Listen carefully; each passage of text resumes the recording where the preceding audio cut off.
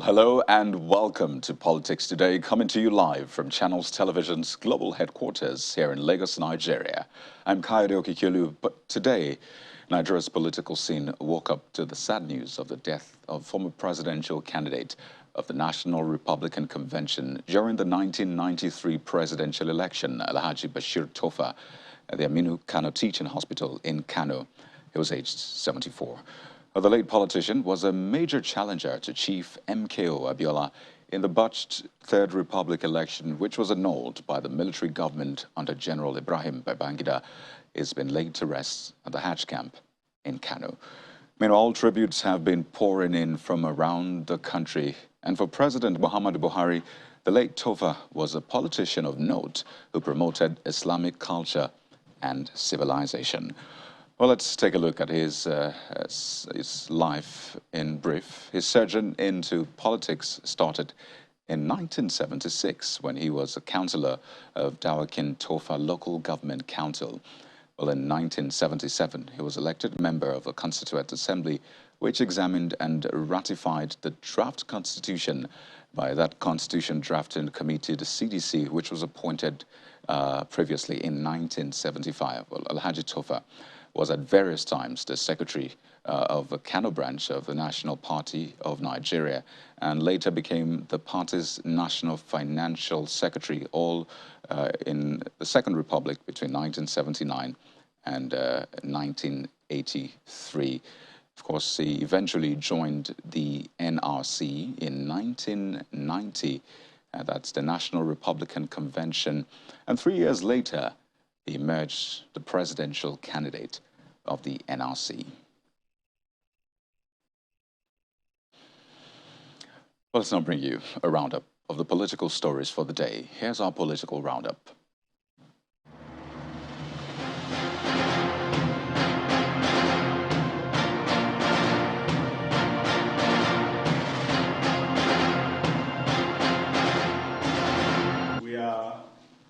The Inter-Party Advisory Council is the latest to react to the impasse between the National Assembly and President Muhammadu Buhari over the president's refusal to assent on the Electoral Act Amendment Bill, describing the move by some lawmakers to veto the president as an exercise in futility.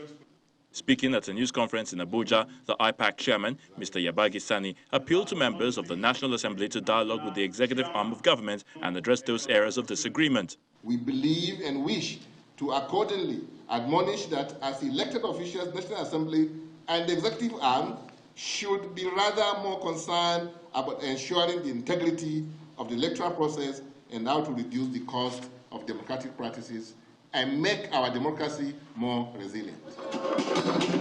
As the Anambra State Governor-elect Professor Chukwuma Soludo gets set to officially take over the reins of power, he shows appreciation to the outgoing Governor Willie Obiano for playing a major role in the election's success.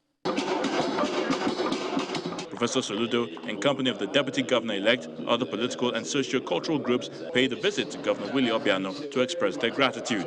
He kept insisting that the reason he was resolutely supporting me was that he believed by his own judgment that I was the best of all the people who had shown up.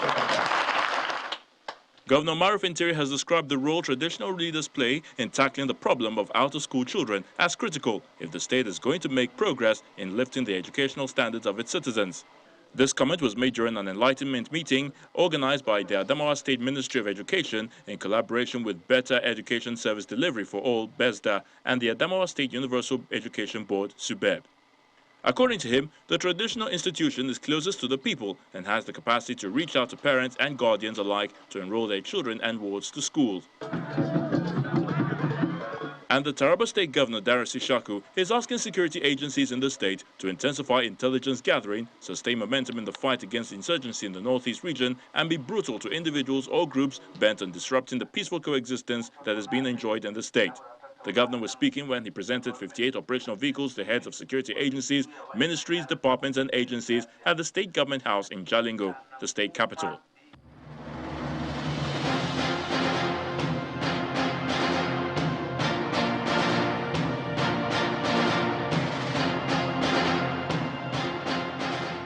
Well, tonight on the program, we examine one of the cardinal promises of the Buhari administration, and that's aside fixing the economy and security. I'm talking about the fight against corruption. Well, just as there's a lot more to do in the areas of security and the economy, I mean, even the government agrees to that extent, but the fight against corruption has not been as resounding as a lot of people had expected. Case in point is the Niger Delta Development Funds, which the president says has been squandered by a few people under successive administrations since the year 2000. But in 2019, the president ordered a forensic audit of the operations of the Niger Delta Development Commission, the NDDC, from 2001 to 2019. And 2 years after, in September 2019, in September last year, I should say 2021, the final report of the audit was presented to the Attorney General in 17 large bags by the Minister of Niger Delta Affairs, Senator Godswill Akpabio. Now, here's what was revealed from preliminary investigations. On record, the execution of over 13,000 projects, in fact, 13,777 projects was substantially compromised. Approximately 6 trillion naira was given to the Niger Delta Development Commission within that period of investigation. And the commission had over 362 accounts, coupled with a lack of proper reconciliation of those accounts.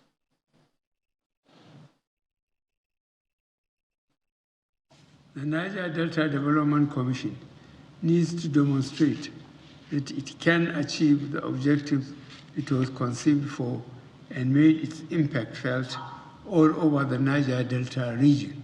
The lives of the people of the Niger Delta could be so much better if the funding received by this commission since its inception in billions of naira over the last 20 years have been judicially deployed in service of the people.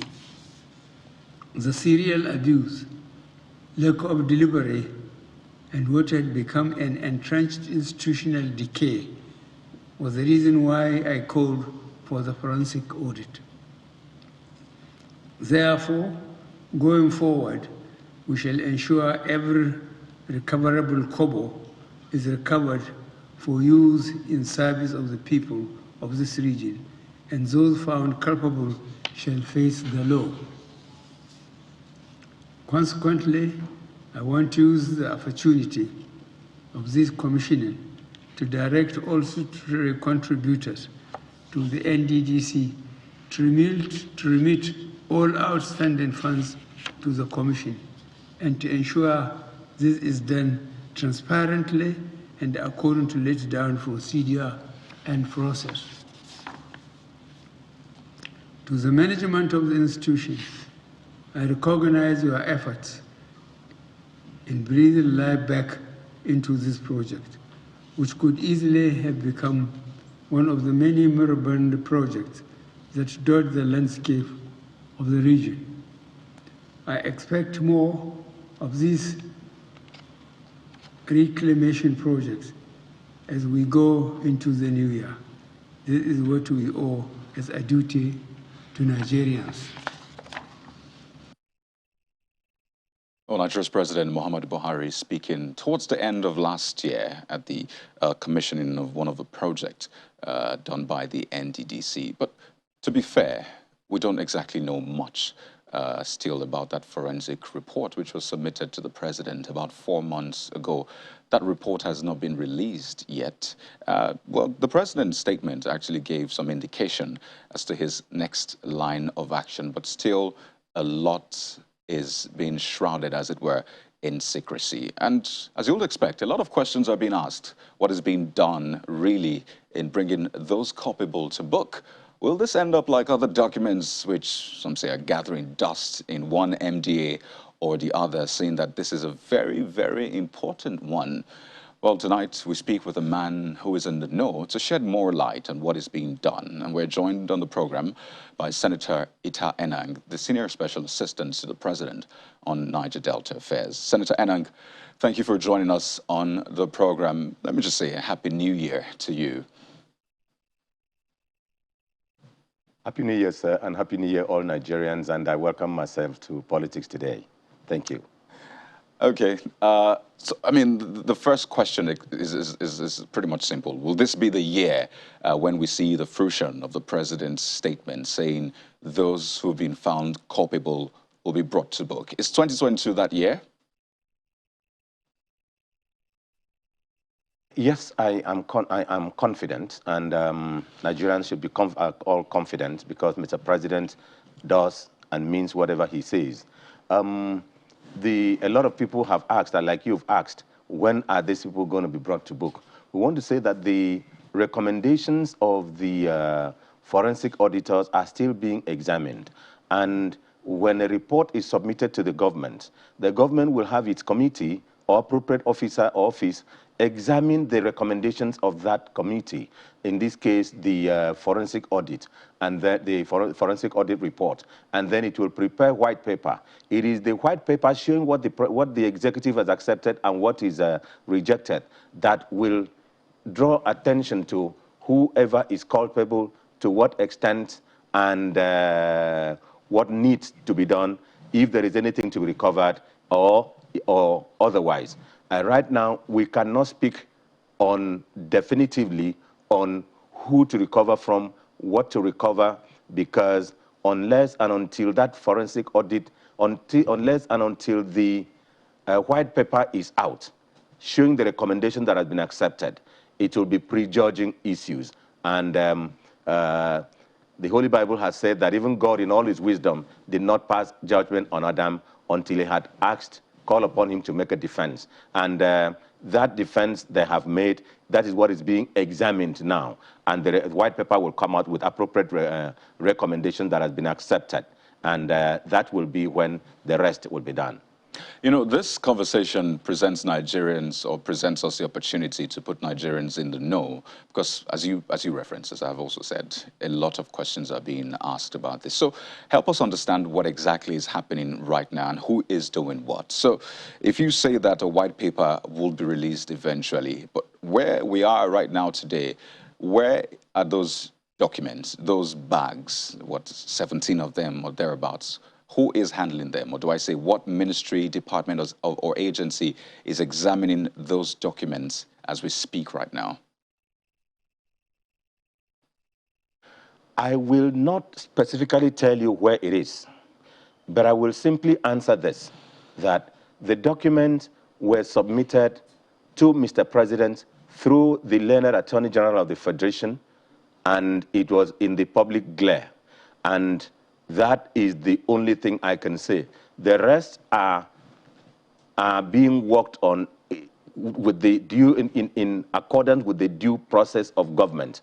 I cannot say this is the person handling this and this is the person handling that, because that will be speaking too much on the affairs and internal workings of government as at this time. But I want to say that the government is handling it appropriately, and it is receiving the expedited attention that it deserves, given the issues involved. How delicate really is this issue for you to say you don't want to expose what ministry, department, and agency is handling this? I mean, I expect that Nigerians should actually be in the know. That's why we have government. So how delicate is this? And through the Attorney General, it was received. It is the learned Attorney General and his office that will ask different questions on different matters. And it will not be appropriate for me to say, this has been sent here, this has been sent here, this has been sent here, you know, or it is being handled by this or that. But it was submitted to the Attorney General. And to my knowledge, it is being worked on. So essentially, the Attorney General is the one leading the charge on this one. I want to say that it was submitted to the Attorney General and it is being worked on. And the Attorney General knows what to do and has taken appropriate action. If there is any question that he needs any answer from anywhere, he is making appropriate request and appropriate syndication. But it will not be appropriate to, at this stage, before and until the report is out, that is, the recommendations are out, to speak on it. So just to give Nigerians some more assurance, would you say that indeed Nigerians have the rights to know those who are responsible for the underdevelopment of the Niger Delta region? Well, we want to say that Nigerians have a right to know, and that right to know will be, at least in the course of the public hearing of the public during the forensic audit, questions were asked. In the course of the forensic audit, persons went to different project sites, and most of them were done in the glares of the public.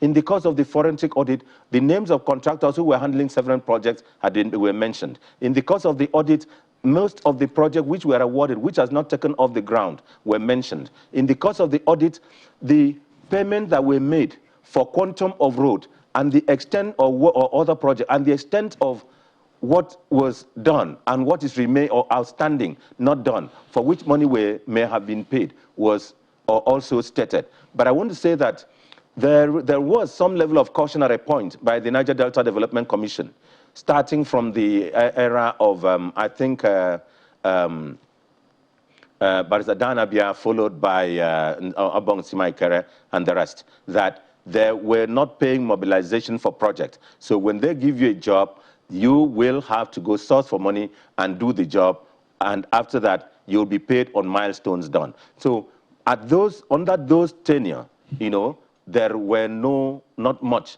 of money paid for what not done completely. But there were other issues that were raised, which had been examined, and I believe that the forensic audit report has responded to it, and again, that the recommendations, or perhaps in the white paper, may address all of that. And Nigerians will be confident that Mr. President is definitely serious about repositioning the NDDC so that it will not be what it was known, and it will return to an agency of development, which it was meant to be.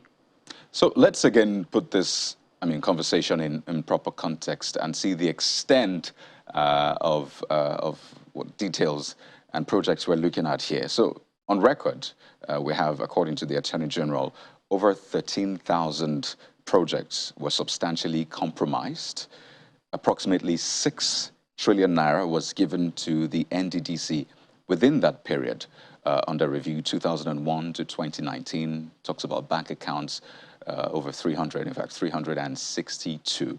That magnitude is staggering, and I can only imagine how much this will have transformed the Niger Delta region, really. And sadly, that didn't happen. But the president said that these monies were squandered by a few under those administrations between 2001 and 2019. So it will imply that the president has perhaps taken a peek into that report. Does that report also mention those responsible?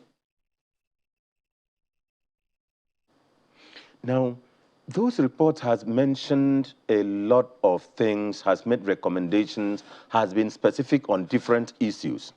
Now, it will be wrong at this stage to state, or without making reference to each of the heads, subhead, clauses, and pages, and projects and programs and budgeted items, to draw conclusions on air. It is when the recommendations has been worked on, is released, and I believe it's going to be very, very soon. Only then can we concretely speak that this is the position on this particular one and not any conjecture.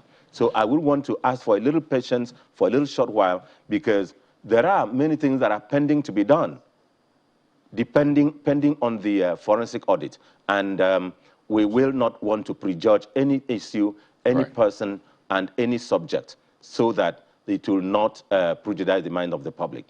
So speaking of the public, if you were to define that little time which you require of the public, we've had to wait, 4 months in September or in January 2022 now. So how much little time are you asking for? Are you asking for a month, a year, 17 months? What does that little mean? I want to say that relatively very soon you will hear, because this matter is of utmost importance to Mr. President because a few of the actions which ought to be taken on different directions would, depends on the outcome of this. And we are conscious about it, and we will be expeditious about all that is pending to be done. Will 6 months be too much? Will it be too little? You? I said, well, 6 months. I'm sorry, I didn't. I said 6 months from now. Is that close to the little you ask for, or is it less you're asking for? You know that it can't get near to that. It can't get near to that. And we are conscious of the importance of it. And we can say soon and very soon. And in law or in court, we say so soon thereafter. So soon after here. Thank you. Well, Senator Inang, you know that when you don't put a figure to these things, then anything can be soon, really. I mean, you know that well, honestly. So I think it's important to set timelines so Nigerians know that, I mean, this government is not just making these promises. It is also serious in meeting a particular target.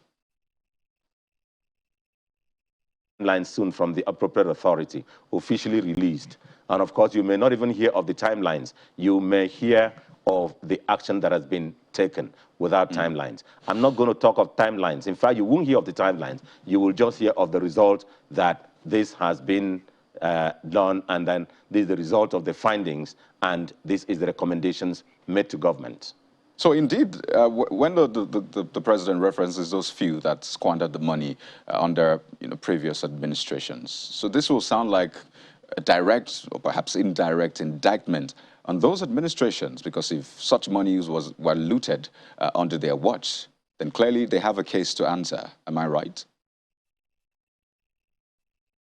I want to say that Mr. President made that speech to the whole world, and Channels Television covered it live. And I will not add or detract from what Mr. President said. And it doesn't require any further analysis because it was explicit and clear. Okay. Well, as you know, Senator Inang, it is not quite clear. I mean, we've not even been able to give a timeline as to when this will come out. So when you say it is clear, still a lot of question marks around. And in fact, one of them is when the president says, every kobo will be recovered, every recoverable kobo will be recovered. Just how much are we looking at? Is it the approximately 6 trillion naira that was released and appropriated? Is it less than that? Perhaps you can clear that one out, because it's not clear, to be honest. Yes, this is vintage Channels and politics today. And I want to say that in your probing capacity, we will not sleep. We will stay on the beat, and we will stay on the issues. Mr. President has given a commitment that we will recover any money that is found looted, and that found looted will be contained in the forensic audit and audit report, and the aspect that has been accepted in the proposed white paper, or in the white paper that we are expecting. And it will not be appropriate to say this person owed this person owed this person will be recovered. The details are there.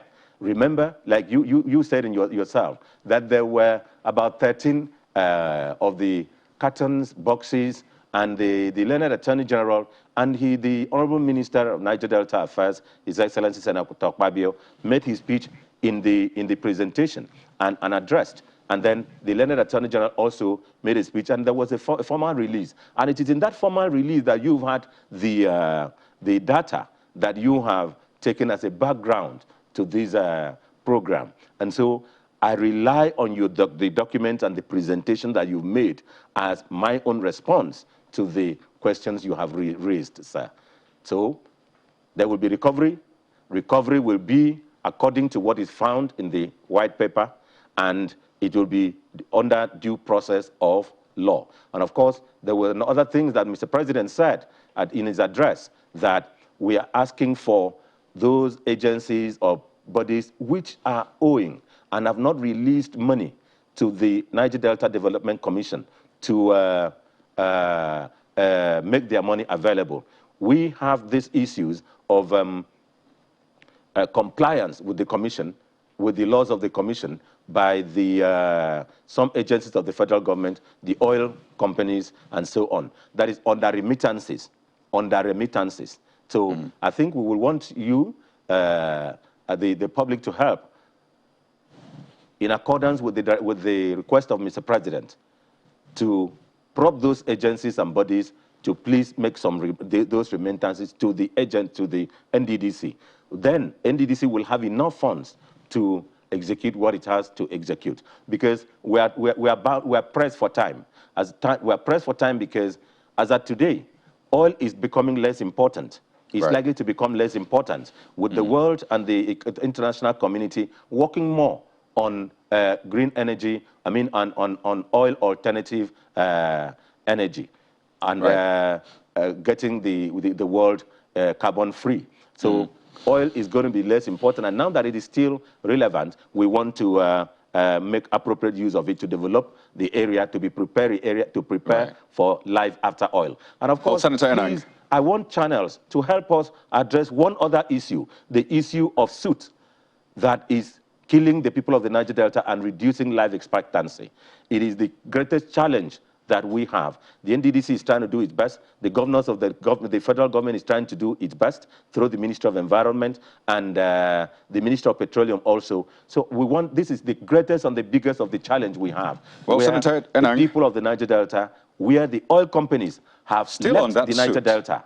They're operating from using helicopter to land and produce oil, and have left and go back to Lagos and other places. We want just the public to please help get this soot question addressed, reduced, and decarbonate the area. Absolutely, very important point there, Senator Enang. We're winding down in less than 2 minutes, but just to ask you, it was announced that the governor of Rivers State announced the closure of some facilities that might be responsible for that. Is that enough? That's a step. And I know the Minister of Environment is also going to take more steps. I know the Minister of Petroleum is also taking more steps. And of course, my office had also worked on the on integration of the these local refiners. And our work was that if you integrate them, give them the better, more refined way of refining the petroleum product, give them packs, you will be able to regulate the activities, and oil and all the clean, regulated method of production will be applied, and you will avoid the soot. So all these are working together. Okay. We've been in real constant touch with the Honorable Minister of Environment, Sharon Ikazo, Esquire. Right. We've been working and talking, and let's wind down on this conversation. In fact, some days ago, before the Christmas, Senator Enang, 3 weeks before the Christmas, she visited there. Pardon me to jump in now, Senator Enang, because of our time. The High Prep Committee. We have less than 30 seconds to wind down. In fact, about 20 seconds. So let me just get you to make this statement to the Niger Delta people as we close the conversation. This forensic audit, some other measures that the government is putting in place for the Niger Delta, will it be enough to perhaps return the Niger Delta to the years that the looters have looted? We will be able to pursue, overtake, and recover all. We will, under President Buhari, recover the lost grounds. One, when we have the recoveries. Two, not just recoveries from persons whom the forensic audit will, recoveries from those who have underpaid, recoveries from those who did not even pay at all, and also go back to real interpretation of the funding provisions in the Niger Delta Development Commission Act. Well, Senator Enang, we have to run now. Is obeyed more in breach than in observer. We're totally out of time. But I just wanted you to speak to the people. But in terms of execution of programs, I'm sorry. It tried its best within the time it operated regularly. If you can hear me, Senator Enang, we have to run now. But I'd like to thank you so much. I know the people of Niger Delta are listening. But thank you so much for your time. Senator Ita Enang is the Senior Special Assistant to the President on Niger Delta Affairs, speaking on that forensic audit and what to expect. Thank you again.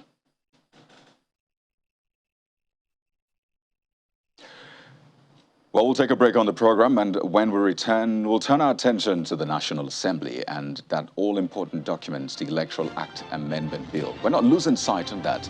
Plus, the race to 2023 is getting heated, and we'll take a look at the chances of a prospective contender. Please stay with us.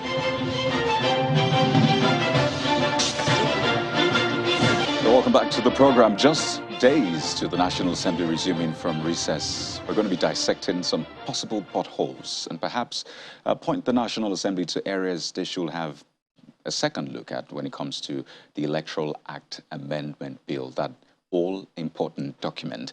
And we're joined by Mr. Samson Itodo, who's Executive Director of YAGA Africa. Well, Mr. Itodo, it's good to have you on the program, and Happy New Year to you. Evening and Happy New Year. Well, let's talk about this Electoral Act Amendment Bill, sort of set an agenda for the 9th Assembly. Yes, no one is infallible, really, but for a chamber that has over 400 representatives with aides and experts to consult, first, how did we make these mistakes? Well, it's a question that citizens are asking.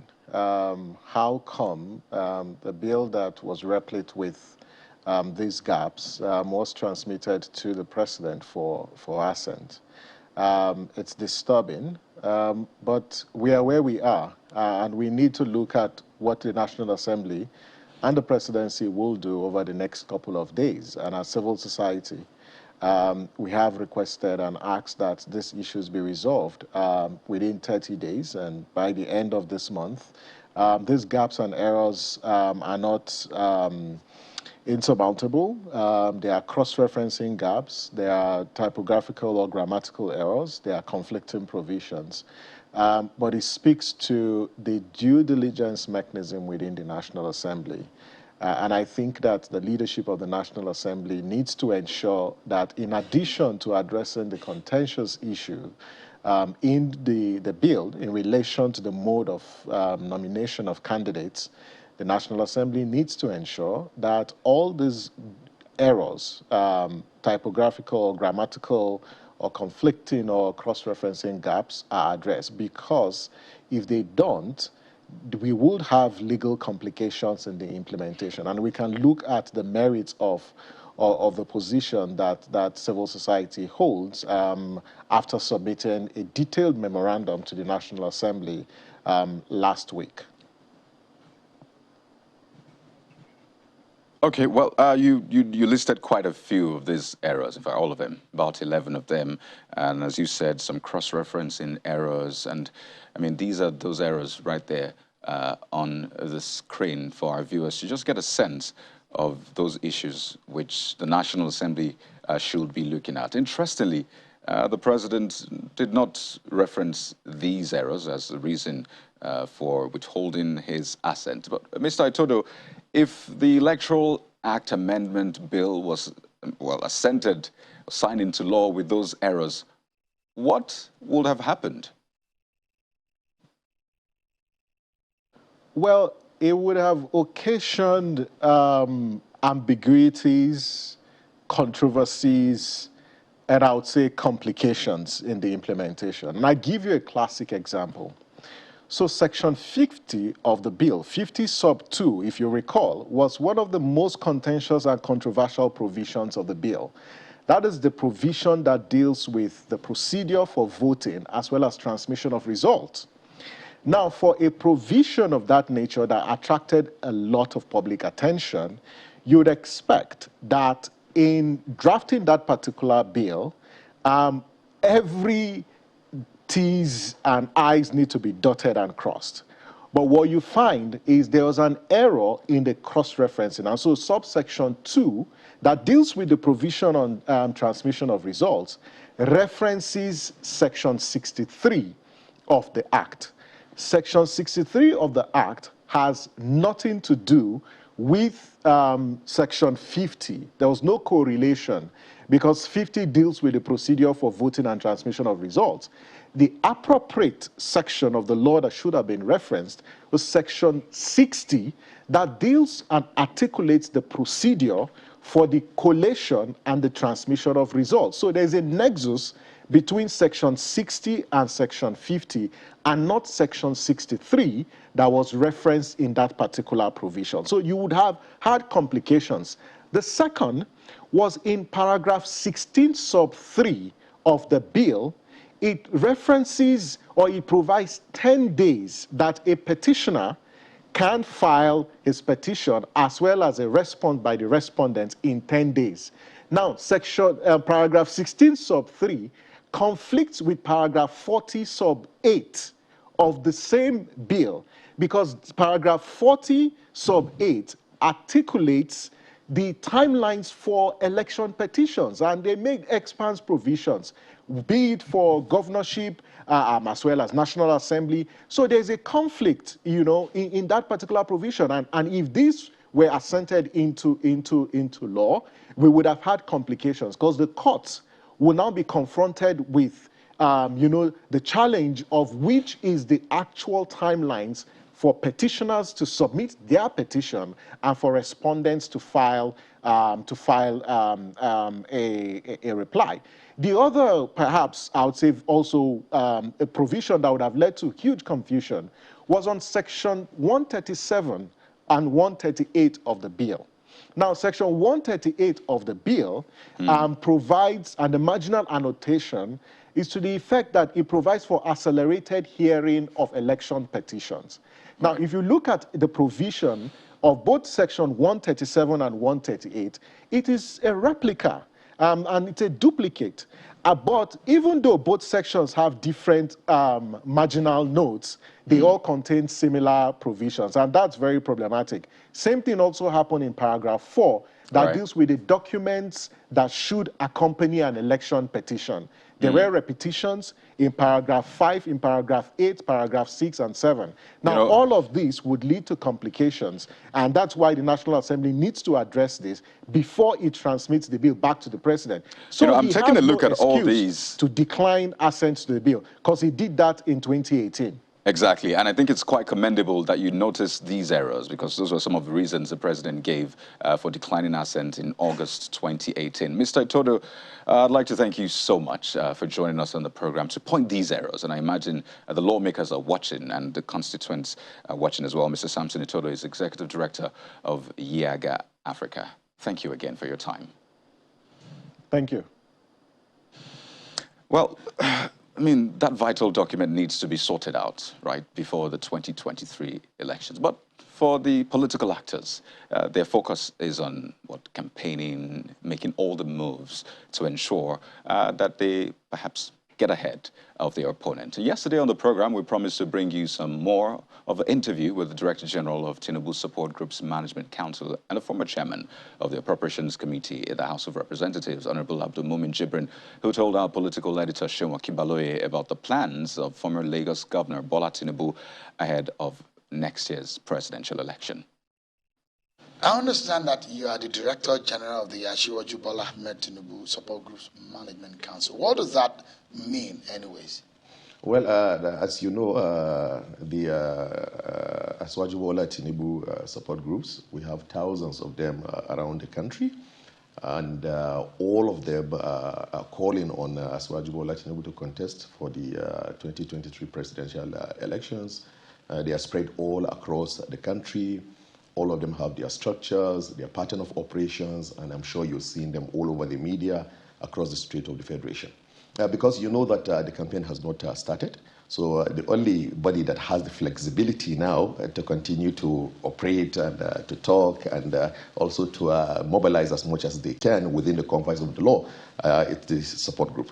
So it's a central coordinating body to harmonize the activity of a support group, supervise them, optimize the potentials of each of the support group, and also ensure that they are rooted in their various states, local government wards, and the unit. So you're the Director General. You are like the chair of all of these groups. Yes, I'm the Director General. But it's interesting that Bola Tinubu himself has not come out to say he wants to run. So one will wonder if Bola Tinubu is running for president of Nigeria in 2023. Is he running? Yes, he's running. He has told you so? Absolutely. You have his authority to tell us that he's running for office? Absolutely, he's running for office. For the presidency in 2013, take it to the bank. He is running. Bola Tinubu had told you absolutely, we've discussed with him extensively. There's so much is going on behind the scene. And sometimes I even find it a bit funny when I see people saying, is he contesting or is he not contesting? And the rest, the only thing that is left is just the formality of organizing an event where he's going to express his aspiration, you know, just to notify the public that, yes, I'm going to contest. But the issue of Bola Tinubu contesting, it's a done deal. He is going to contest the election. I can assure you that, inshallah, he's going to be on the ballot paper. You seem to be very confident. Absolutely. Because one would wonder, I mean, the power rotation issue is being a major matter, not only in the APC, but outside of the APC. The PDP is also looking at that matter. Other political parties are looking into that matter. How do you hope that the North is convinced that the rotation should go to the South? And if it's in the South, does the Southwest deserve it this time around, considering the agitation for the Southeast? Well, as far as APC as a party is concerned, if we want to be fair to ourselves, we know that power should, the presidency should shift to the southern part of the country, and that's my own opinion. At every stage of our democracy and general election where a party decides to zone, you still find people from other parts of the country contesting. But again, what has history taught us?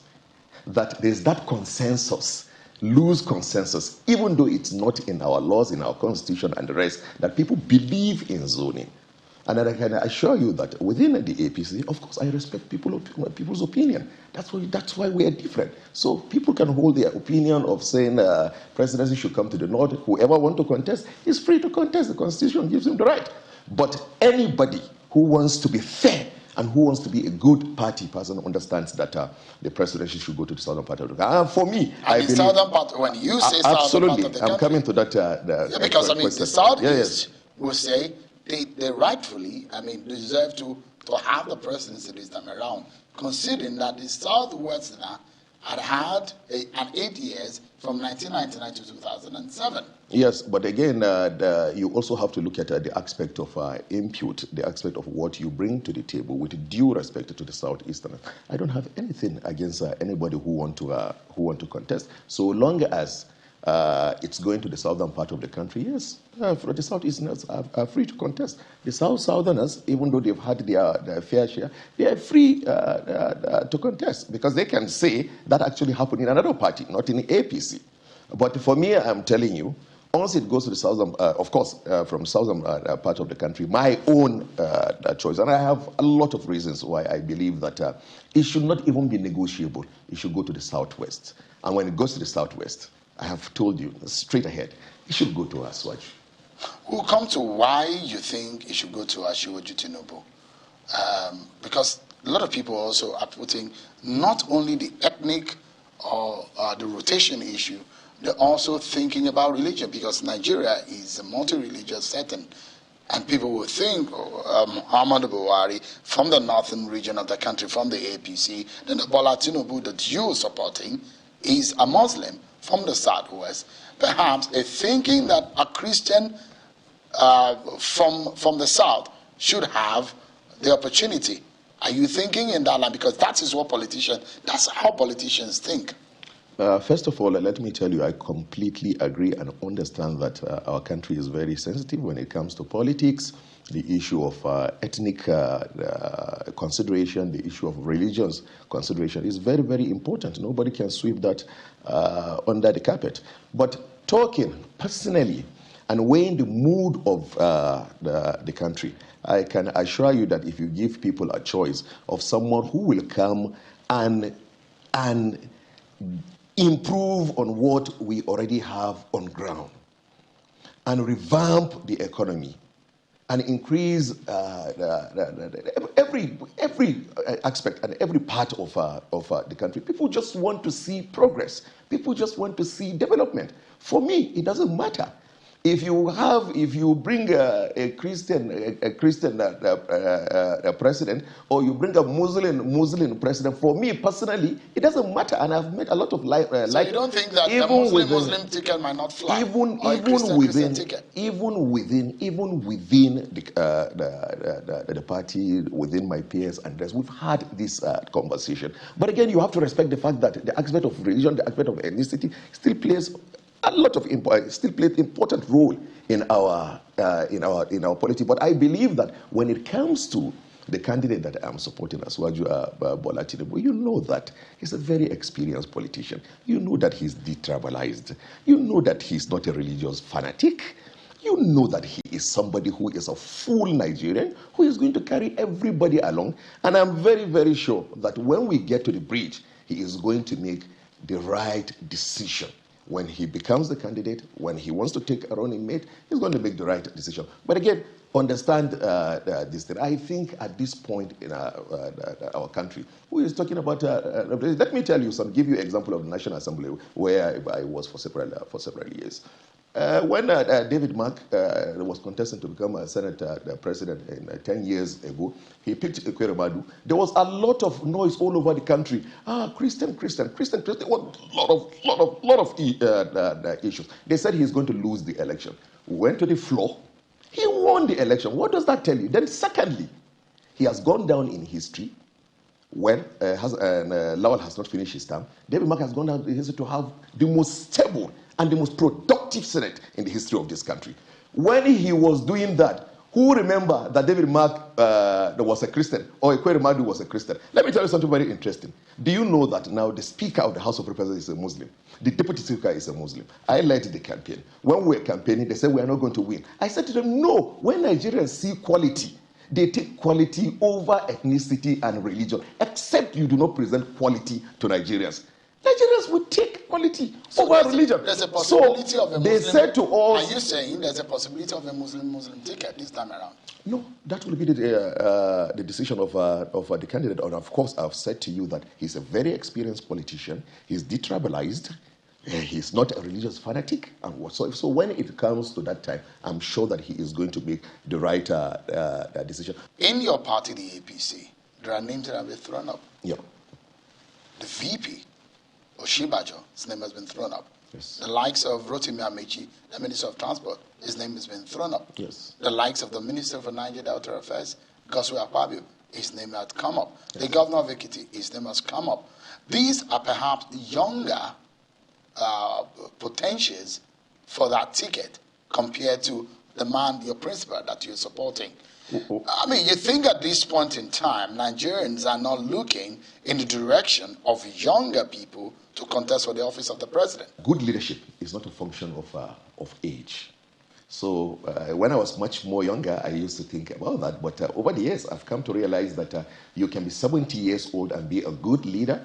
Of course, President Muhammadu Buhari, he's over 70. My own assessment of him, I'll call him a good leader. And you were mentioning names of people who are contesting in the party. That's a good thing. And I've always said this. When people come to mention names, I said that tells you the quality of the APC. I would have been worried if today in APC, we don't have names to mention that they want to be president. Now you're mentioning them, and you've not even finished mentioning them. But what I keep telling people all the time is that it is one thing to be qualified to be president. It is one thing to be able to make a competent president, and it's another thing to be able to win a presidential election. They are two different things. So you think your principal has all of this? You have so many people within the APC that are competent and are qualified to become president. But it's a completely different scenario for you to have the capacity to win a presidential election. For me, I believe that the person who has an edge over all of them, that we can hand over the ticket to him and perhaps go back home and sleep, is Asiwaju Bola Tinubu. You think the APC can defeat the PDP as things are right now in the country? If you give the Asiwaju Bola Tinubu the ticket, I think 90% of the race is done. So let me give you one reason why some people might be worried. Recently, Tinubu's health has become a matter of public discussion, and considering the experiences of Nigerians with leaders in the past with the issue of health, many believe this might affect his chances. Who doesn't fall sick? You don't fall sick? Who doesn't? But this is politics. Who doesn't? No, I'm asking you because you have taught this us, is politics. You have taught us severally that even in politics, there's reality, there's real life. Who doesn't fall sick?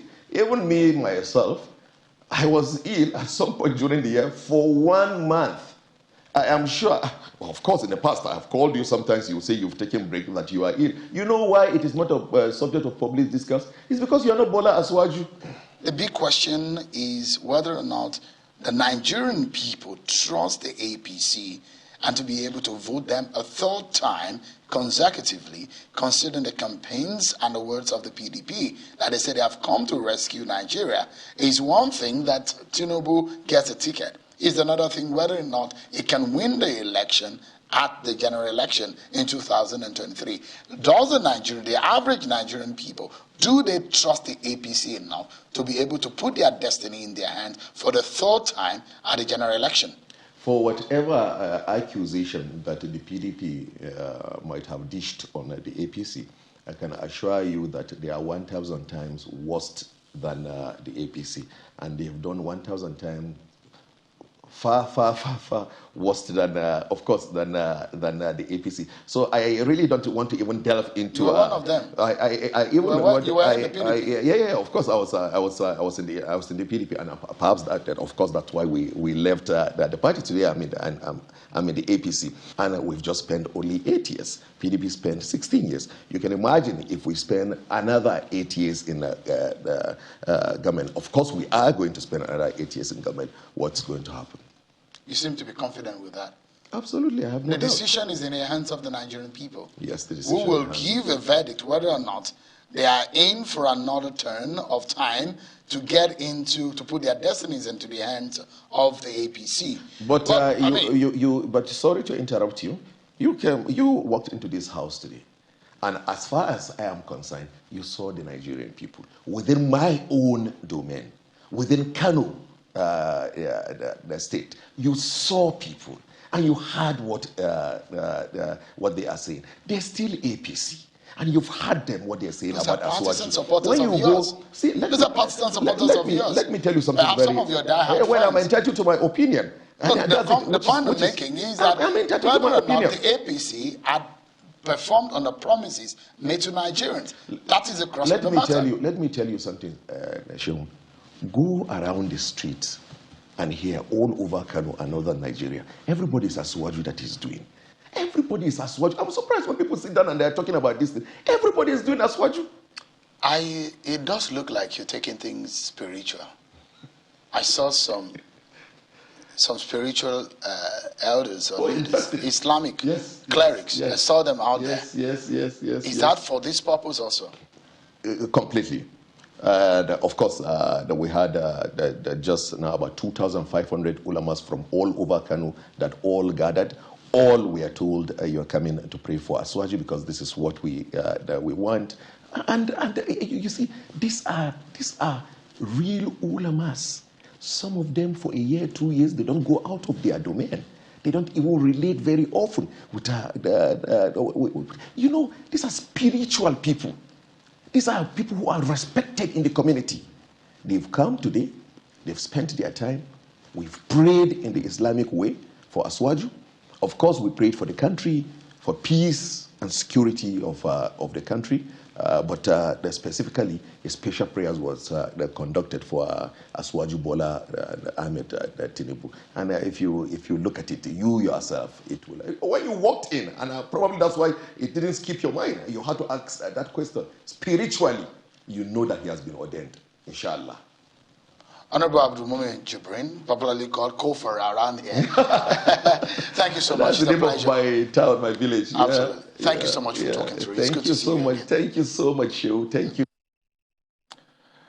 Our political editor, Shehu Akibaloye, there in an interview with the Director General of the Tinubu Support Group's Management Council, Honorable Abdul Mumin Jibrin. As you can see, The race to 2023 is in full swing. But don't forget that Nigeria is still faced with very present challenges. Security top on that list. So we mustn't get distracted. And on that note, we've come to the end of Politics Today for this day, the first Monday in the year 2022. Thank you so much for being a part of the program. I'm Kayode Okikelu. You have a fantastic night ahead.